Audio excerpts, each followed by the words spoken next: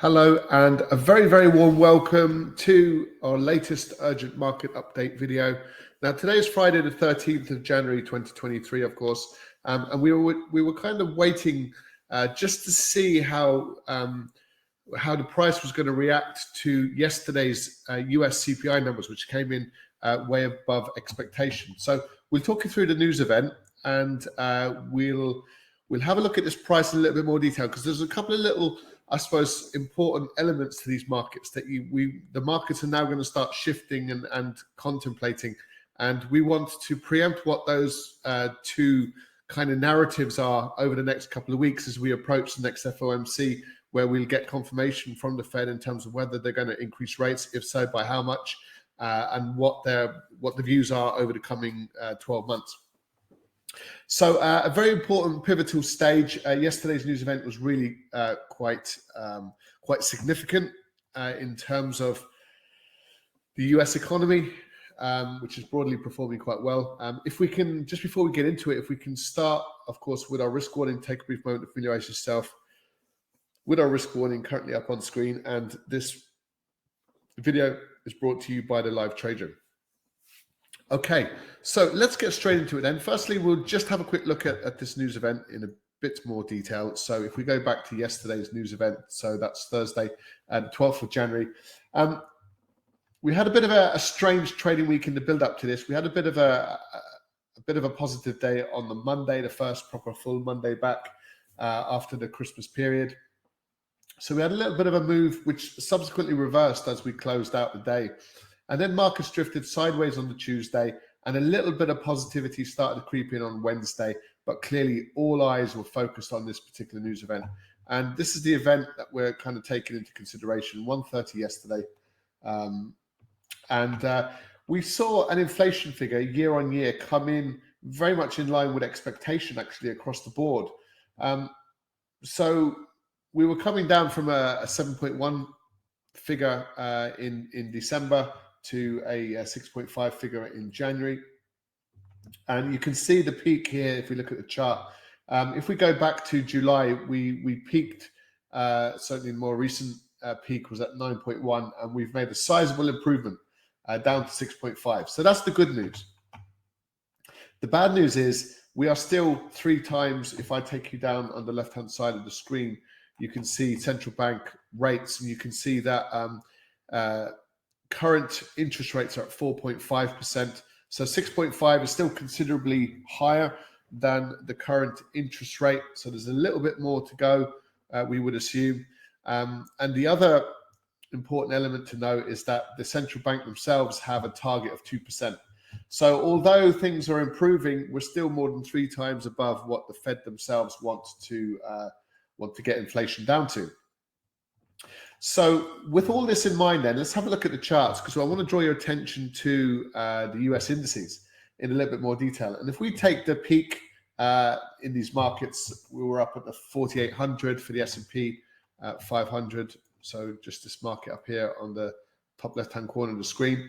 And what I want to put an upper trend line in, just taking on board these highs and just drawing a line across these markets.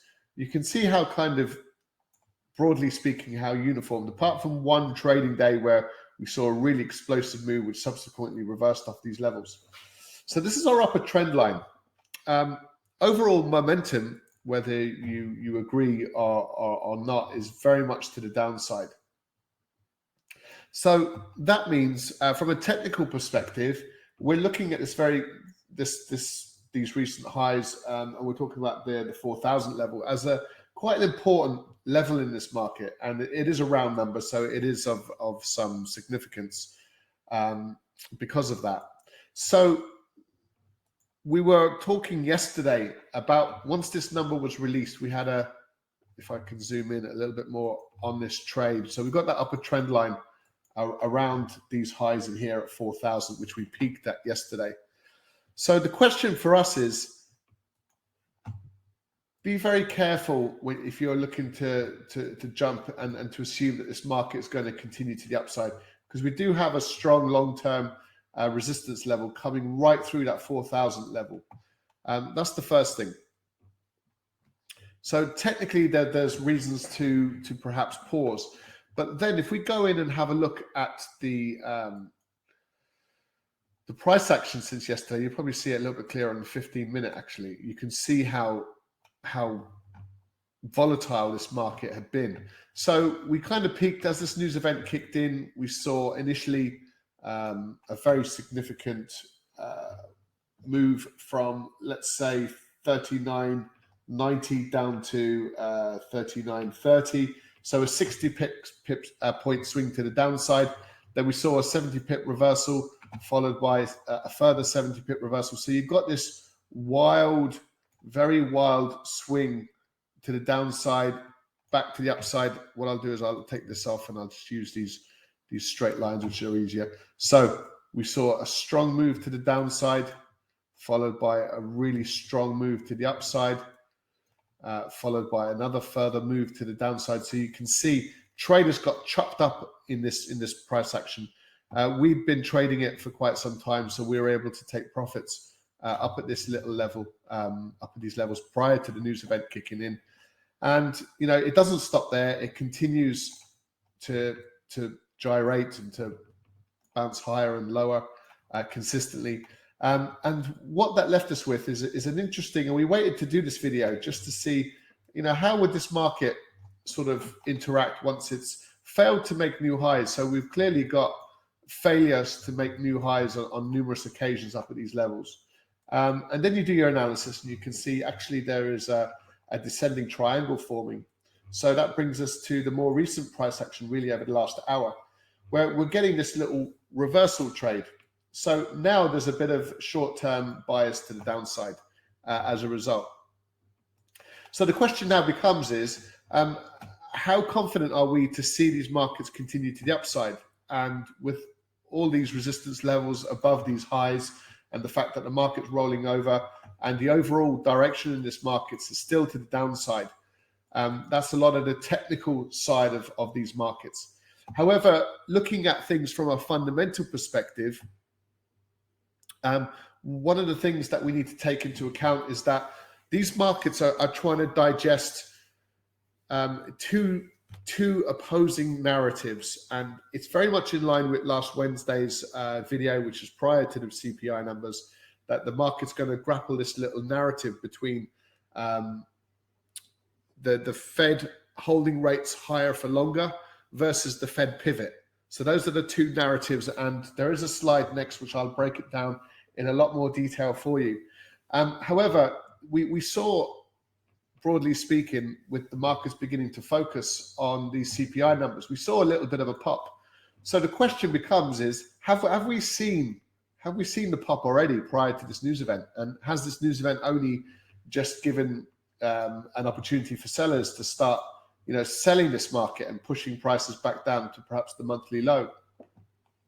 So these are the technical considerations we need to take into account. So we will find out the answer to that question relatively soon.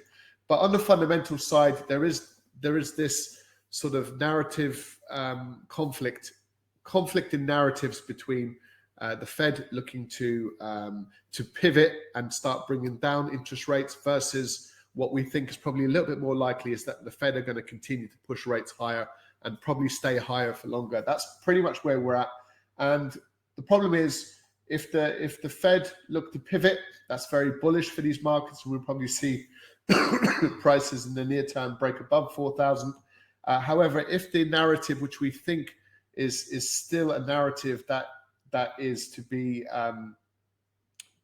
borne out, is that the Fed will actually hold rates higher for longer and will go through rate hikes over the next couple of FOMCs, which would have, broadly speaking, a bit of a downward impact on these markets. So the question is, have we got really positive CPI numbers, positive for the economy, that is, positive for equities. We saw a really strong pop to the upside, but we're just debating whether we've actually seen the move occur already. So if we zoom out, we're interested to see how these markets are going to react around the 50 period and of course the 200 period moving average as well. Just down at these lows, So we can look at the intraday timeframes for now, and certainly be of the opinion that we'll probably get these markets pushing down, in and around this first port of call down to the 39, 38. Then it has some very significant decisions to make. If it breaks below that, and we see this little market break below the 39, 34, then we're in slightly different positions. If I zoom in on the daily, the price for the 200 period moving average is currently down at the 39.20.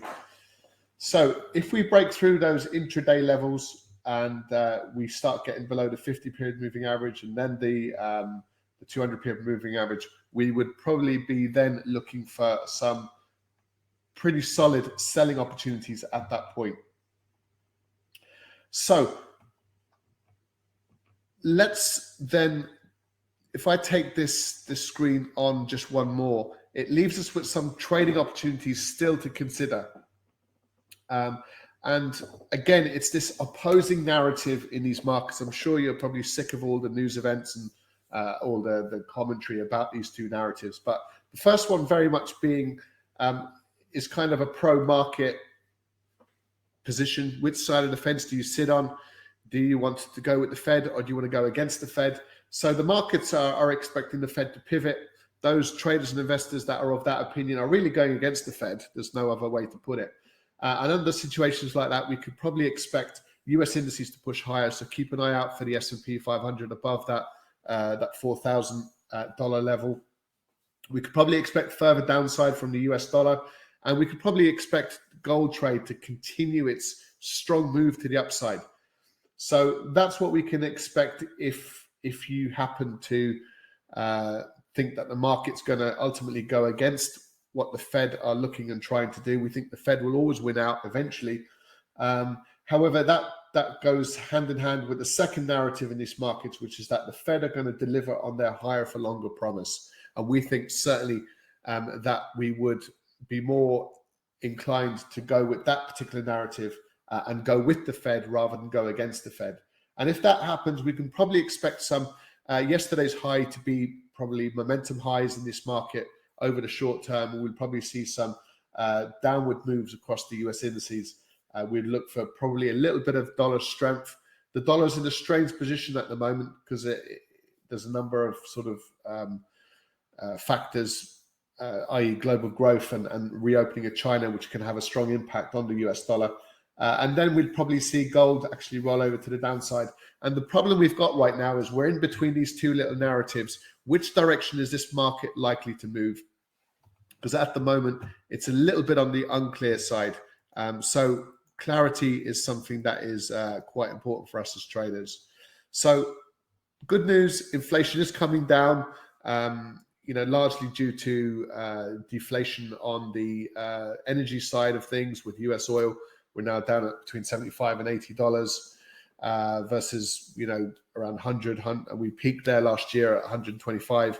So we have made sizable progress, and that is obviously helping the inflation story and helping bring inflation down. The problem is that could spike again, and the Fed can largely impact the demand side, and that's why they're looking to raise rates to fundamentally have that impact on demand and therefore bringing prices lower.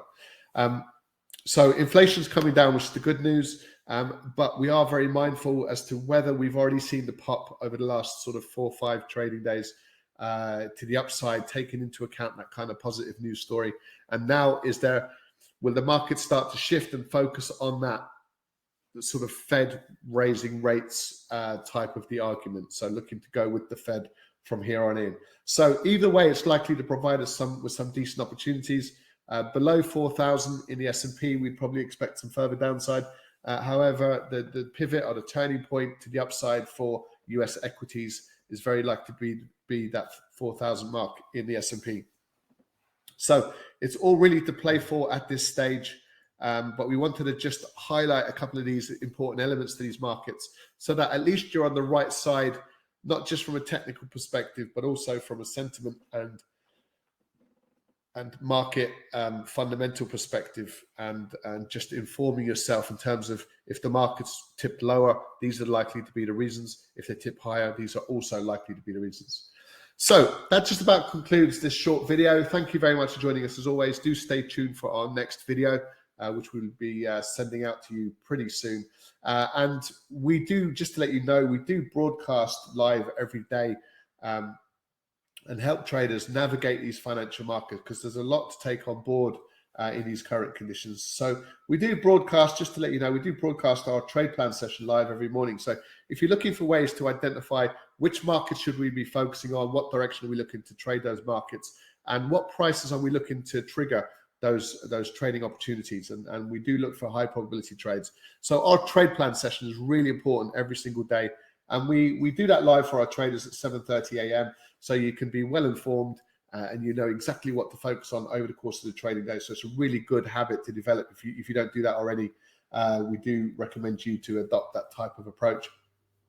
And then we trade these markets live at our trading desk from 8 a.m. for the European session, and we trade for a few hours. We look to try and capitalize on any sort of major market moves during the open couple of hours. And the same again at 12:45 for the US trading session. So again, we look to try and capitalize on the best opportunities we can over the course of that US open trading session. So for more information about what we do with our traders and how we trade these markets profitably and consistently, week in, week out, then just go to thelivetraderoom.com for more information, and do feel free to contact us if you have any questions. So on that note, thanks very much for joining us. From everyone here at the Live Trade Room, we'll see you next time. Bye for now.